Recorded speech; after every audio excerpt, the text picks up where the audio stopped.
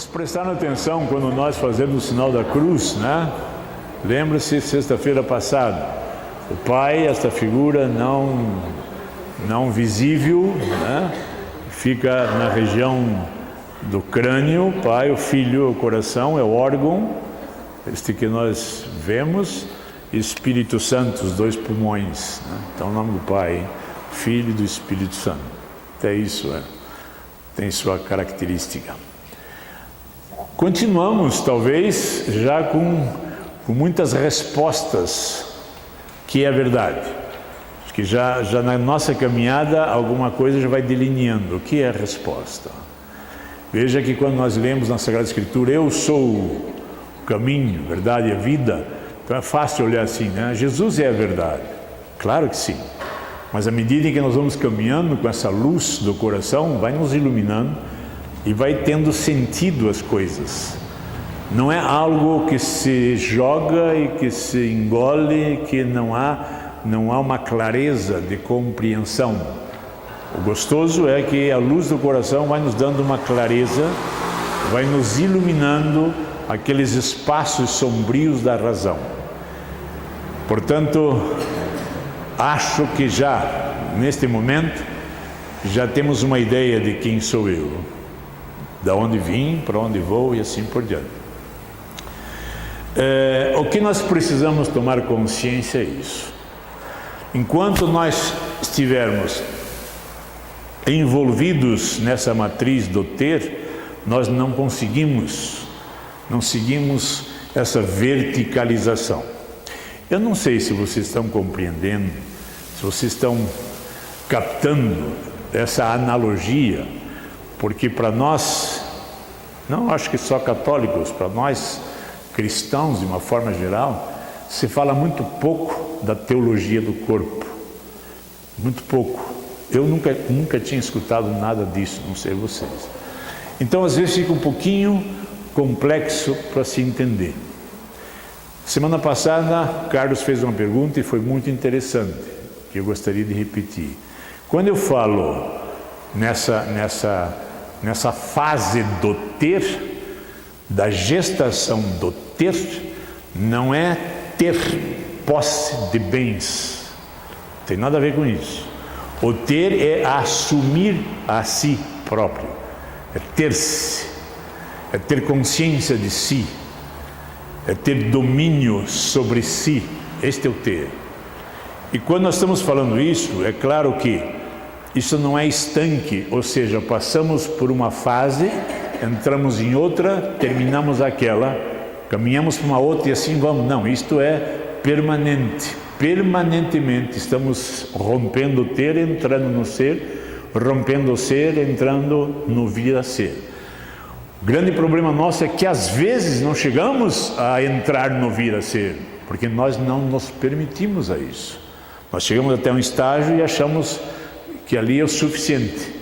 E o Senhor está nos chamando a nos libertar cada vez mais para chegarmos já, aqui e agora. Não é algo depois de sairmos, é algo para ser provado já, aqui, nesse momento. Então, se eu não me desvincular, se eu não romper a matriz do ter, dificilmente eu vou conseguir essa verticalização. Eu fico patinando neste ter. Ou seja, eu sou alguém movido por sentimentos não compreensíveis, por atitudes, por comportamento levados pelo meu inconsciente. Isso que precisa ficar bem claro.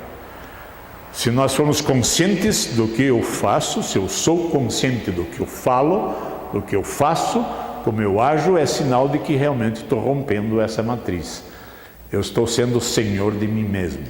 Senhor de mim mesmo. E à medida que eu vou me possuindo, eu vou percebendo que nada sou, só sou naquele que me chama à existência. Isso que eu li. Pois bem, vamos iniciar então agora esta fase que é a gestação do ser. Pois bem, então vamos no ser. É um pouco mais complexo. Por que é mais complexo? Porque não se trata somente de caminhar, trata-se de se inteirar. e ter não só uma compreensão, uma luz que nos leva à compreensão, mas uma postura, um comportamento, uma atitude. Os rins são o germe, como os pés, o germe que origina o ter, os rins, o germe que origina o ser. É a região urogenital. Então, nós passamos por essas duas colunas que nos mantêm em pé. Veja que interessante. É um par de colunas e quando chega nesta região nós entramos neste sistema urogenital. Sistema que nos vai dando a definição de que somos masculinos e femininos, mais ainda. Vai nos dando a clara consciência de que somos colaboradores da vida. Ou seja, somos nós portadores desta matriz que humaniza a vontade de Deus. Somos nós possuidores desse sistema reprodutor e que, por uma entrega num sentimento que nós vamos entender que chama-se amor, que é uma entrega total, plena, profunda, completa do ser humano para ser humano, com a possibilidade de este chamado à vida acontecer no seio materno. E é para lá que nós vamos. É a humanização da sexualidade. Não podemos esquecer que eu sou inspiração de Deus. E aqui vai mais uma figurazinha. Eu fui colocado como que plantado também no jardim de Éden. Deus cria este jardim no sentido de harmonia, de cor, de beleza, de perfume, de paz. E lá, Ele me planta. Eu sou a sua planta neste jardim.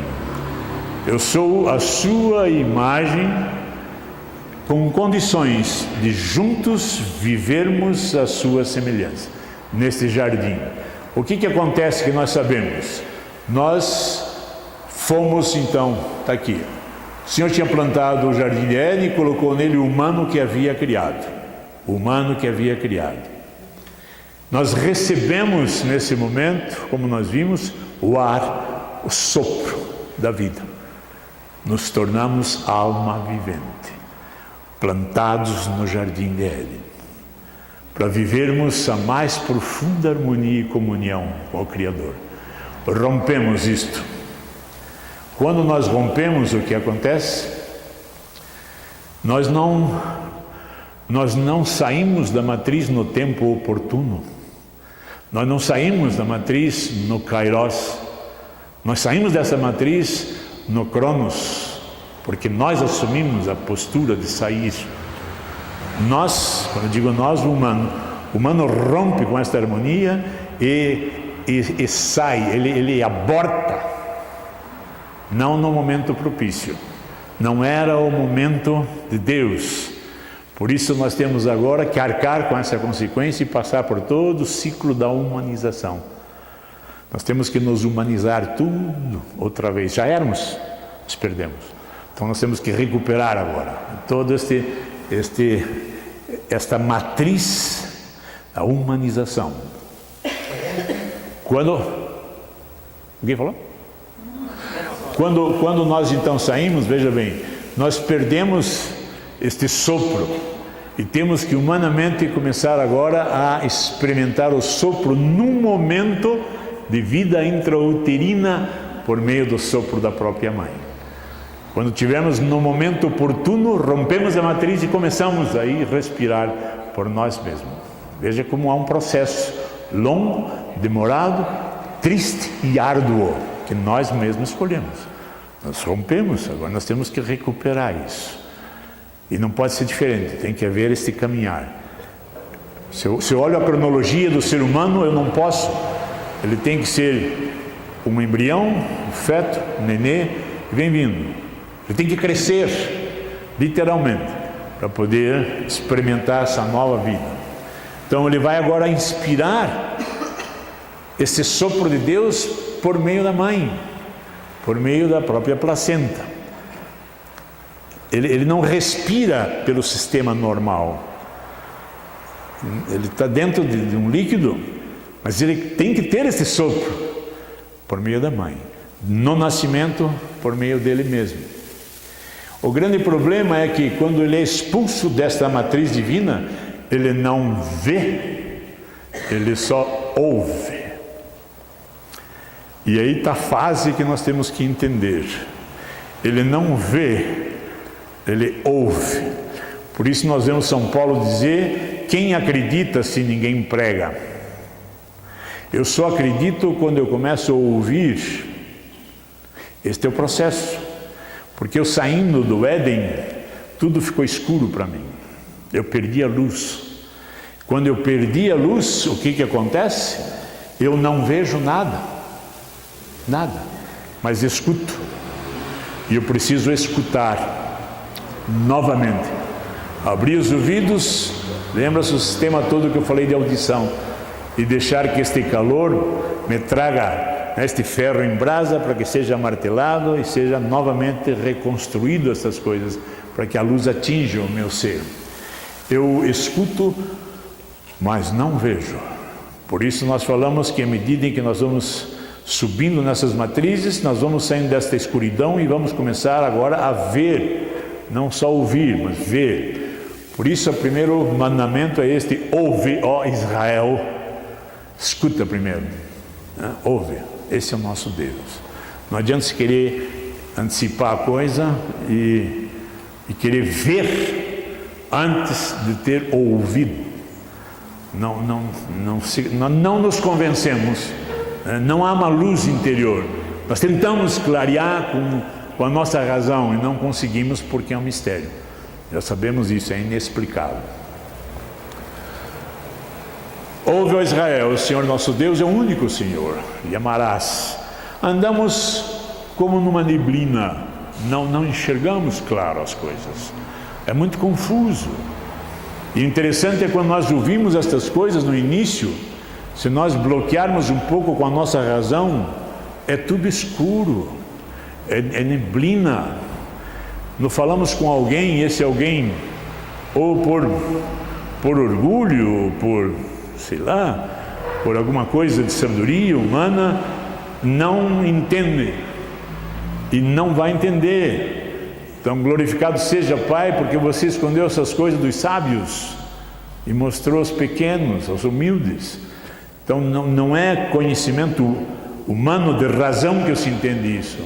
A tua razão te deixa assim, você não enxerga e não vai enxergar, porque se assim fosse, não precisava Deus, não precisava a luz do coração. Você com a luz da razão explicaria tudo. É isso. Todos os teus limites, as tuas dúvidas, tudo que se perguntasse, a razão te explica. E nós sabemos que a luz do coração, ela vai explicando à medida que nós vamos tendo necessidade de ouvir. E isto vai tudo no tempo oportuno. Tempo oportuno é o Kairos, não é meu tempo, é o tempo dele. Tem muita coisa que para mim é incompreensível ainda. Se for para ser compreensível, vai me clarear no momento oportuno, senão eu vou com esta incompreensão mesmo. Até onde eu compreendo é o suficiente, né? E tem sido suficiente, e até agora tem sido suficiente. Tem alguma coisa que não sei ainda, pois claro que não sei. Se quem fornece essa luz é Ele, eu procuro saber, né? Mas não querer desvendar tudo, porque não vou conseguir. Quando eles romperam no jardim, ele diz na Bíblia, a palavra de Deus, que eles ouviram o ruído do Senhor, ouviram e se esconderam. Ouvimos isso aí, porque havia uma intimidade. Dizia assim: à tarde Deus vinha e conversar. E aquele dia ele viu e, onde é que está? Eu ouvi e me escondi. Agora isso eu quero dizer o seguinte: isso não está preso ao tempo. Isso não aconteceu. Isso está acontecendo. Isso não é que o seu Adão com a dona Eva lá aconteceu isso e veio. Não, isso está acontecendo Você está caminhando numa escuridão, você está caminhando numa neblina, você não está escutando e está querendo ver, né? Este é o problema. Então isto é uma constância. Temos medo. No fundo, nós temos receio de Deus, por isso não nos entregamos, por isso nós duvidamos. E o interessante é que nós duvidamos, lembra-se lá, e que me apego a uma fé em que simplesmente me conforta nos momentos, me conforta, porque ao meu entender, quando eu digo que eu tenho fé, nada de mal vai me acontecer. Esta promessa não existe na minha humanidade. Eu posso ter um câncer, eu posso quebrar uma perna, eu posso ter um problema qualquer de saúde, como qualquer humano mortal. A minha fé é a certeza absoluta de que eu sou muito mais do que isso que eu mesmo me vejo. Muito mais do que isso. Isso está envelhecendo, né? Mais do que isso. E um dia vai deixar de existir, com certeza. Vocês serão testemunhas disso. Isto é lindo. Eu sou amado na mesma intensidade a qual eu me aceito. Dá para entender? A medida, a maneira, o molde de que eu sou amado. Se eu sou alguém que reflete alguém harmonioso, serei amado nesta harmonia. Se eu sou alguém azedo, não serei amado no meu azedume. Uma coisa evidente, lógica. Se eu, me inteirando do que eu sou a luz para esta escuridão, o oposto é eu sou as trevas. Então, não serei amado, não serei nem visto, muito menos ouvido. Tal qual me aceito, assim serei amado. Então é fácil, nós sabemos o quanto somos amados. É só você fazer uma análise de sua consciência e veja o quanto você se ama, o quanto você se aceita. O quanto você se aceita é o quanto você é amado.